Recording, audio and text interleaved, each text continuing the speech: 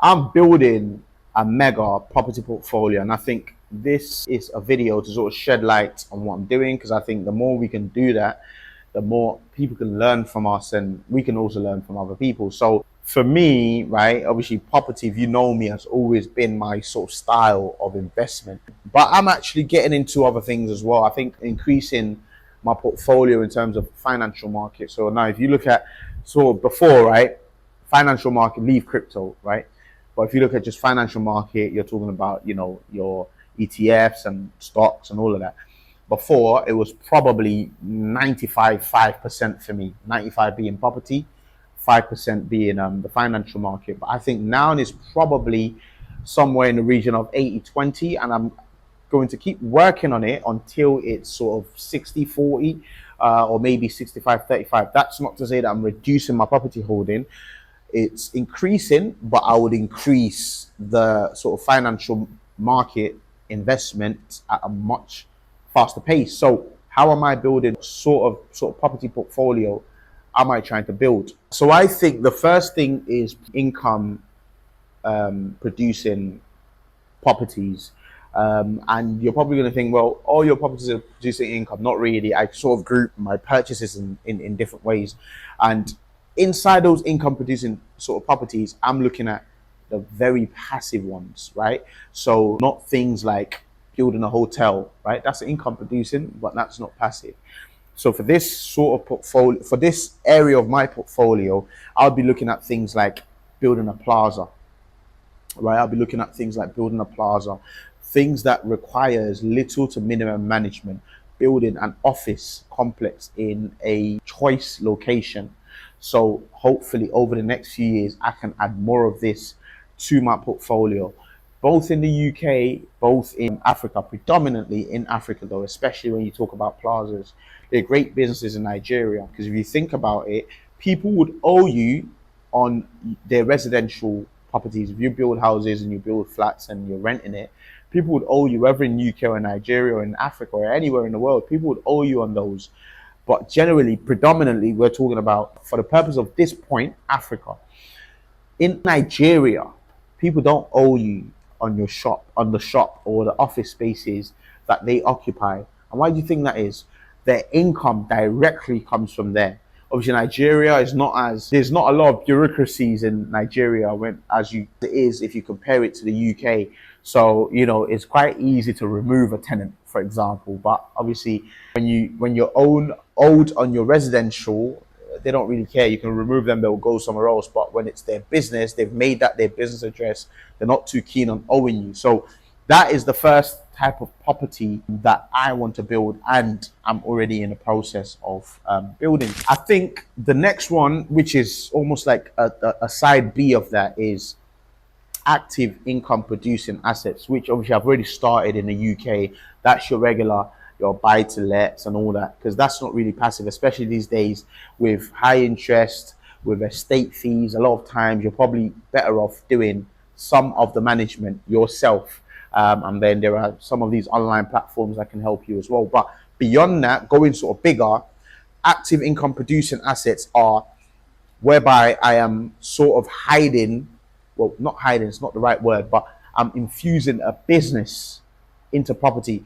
Have you heard of the McDonald's phenomenon, where McDonald's was not built as a restaurant? It was built as a property portfolio that sold food, if that makes any sense. So almost like the same concept. So in that, for example, I'm speaking this into existence. I'm looking at things like medical real estate, because I think especially for some African countries with large populations, medical real estate is over here at the moment is really low, and there's a massive opportunity. I mean, I've just birthed my daughter, very expensive, because obviously here it's private. You don't have a welfare sort of state or system like you have in the UK. It's more similar to the US.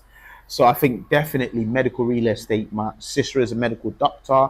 I'll be looking at partnerships in that regards, setting up, a hospital. That is obviously a massive real estate. It's appreciating in value. It's a premium asset. If you ever chose to sell it tomorrow, 'cause a new sort of team of hospital management can come in I'm not saying we're going to sell it, but also it's a great business because now you are in the business of healthcare. And then beyond that, you're fulfilling some level of social responsibility as well. Social responsibility, because obviously you're helping people and preventing them from getting sick. On that, the same point, I'll do things like lounges, whereby obviously like it is high densely populated areas, like things like lounges, and infuse those things anyway. So maybe like a fun center. You come in, there's a lounge, there's pool, there's football area, five-a-side where you can play ball. There's little shops where you can buy different types of food. Might be burgers, might be suya, that sort of stuff.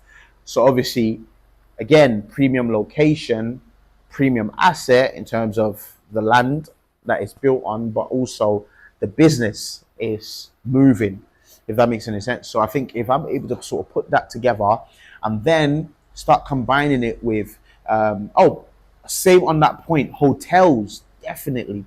So like I've always envisioned like owning hotels in like some really plush locations. Like imagine owning hotels in Zanzibar, like stuff like that. I've actually looked at some deals and you see some decent places for maybe a 500,000. You can come in, revamp it, really put it out there on the map and, do some great stuff with it. Even here in Nigeria, I think hotels, if you have good management, is an ace run. Most Igbo business people naturally transition into that. And I think sort of moving on, the next part of the portfolio would be things like equity or capital growth investments. That's not to say that these passive and active income producing assets are not capital growth or do not have capital growth potential, but this section is for specifically capital growth properties, properties that are heavy on capital growth. So with the other properties, the capital growth might be, for example, 5% a year. But with these ones, you're getting more, if that makes any sense. So these are really the foundation. So we're talking about land predominantly in this section. We're talking about land. So with land now, I have a lot of land in Nigeria. I'm actually in the process of doing more land deals in the UK as well. Like farmlands, I don't mind those all day long. If they're cheap, I'll take them. So just give me a shout. But also sort of moving on to the US. The US, there's all these offsetting carbon footprints and all of that. You can actually make a lot of money from that if you're buying a large enough quantity of like acreages and hectares and stuff. So definitely. But also potentially South Africa, I'm just still analyzing. I know it's a bit of a funny one and there's not a lot of information regarding land banking and land investment in South Africa. I can then sort of use that as a banking system where I'm banking wealth. So in future, should anything happen, I can always fall back on that. If business isn't going well, I can say, oh, there's this 10-acre parcel in the US, it's worth $100,000. I'm going to sell it. I'm going to use it to solve this problem or that problem. So that's obviously part of the sort of portfolio I'd love to build. And then the final part of my portfolio is what I call my retirement portfolio. I like to split things up, right? So it's the way that my brain works. It's like when my money comes in, there's here, it's here. So retirement portfolio, of course, this obviously incorporates your active or your passive sort of income types, but specifically when you're self-employed, you need to learn to create your retirement plan. So in my case, my property portfolio would sort of include buy-to-let properties in the UK, and my strategy would be sort of the long game, but not the long game. Taking out 25-year mortgages, but I'm not looking at. I ideally would take repayment sort of loans on those, but I wouldn't be looking at keeping it for the whole 25 years. I'd be looking at potentially paying everything down and bringing it down to like a 12-year span. So within 12 years, it's all paid off. But that means that I'm not going to take any profit. So I'll just literally, all the money that comes in through rent and so on and so forth, I'd literally throw it down and pay off the mortgage as quickly as possible.